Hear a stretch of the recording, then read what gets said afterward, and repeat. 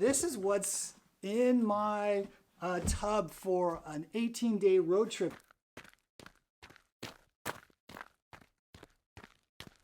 So the one thing I ended up doing was finding a whole bunch of these things.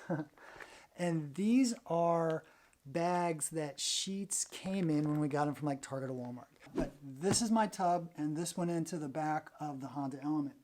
And so there are a few things going on in here. One, it's covered and you can stack stuff, which is important for a trip like this when space is at a premium. So let me show you what I got in here. Laundry bag, which is an old camping bag. So this is what I have. So these are the bags that I would use to be able to put t-shirts in. So I'm like a big soccer shirt fan, since these are polyester shirts and they wear really well in summer heat. I was able to sort of keep two of these and just pack a bunch of the soccer shirts that I have in there. One just for underwear, another just for shorts. That one's a little bigger. Of course, you gotta have one just for socks.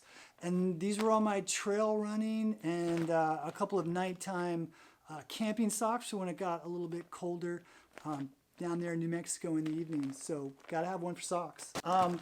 Dedicated bags for mountain biking stuff.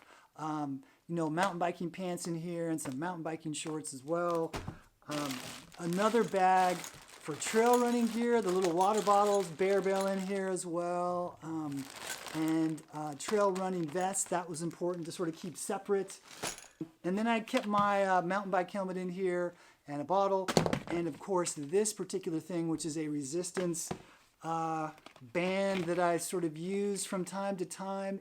And then of course mountain bike shoes tucked away in one of these to keep the smell down and away from other bits of clothing. So this is what's in my tub for an 18-day road trip. So that's 1, 2, 3, 4, 5, 6, 7, 8, 9 bags. And now I think if there was no bag organization, modular organization in here at all, this would just all be in here and I would not have any recourse but to just sort of dig and things would get messed up all the time. This worked really well for me. So if you have some stuff like this, it could be really useful in terms of packing for longer trips. I've seen these at Goodwill from time to time, so you can usually get them for pretty cheap. Thanks for watching this video, and we'll see you in the next one. Bye.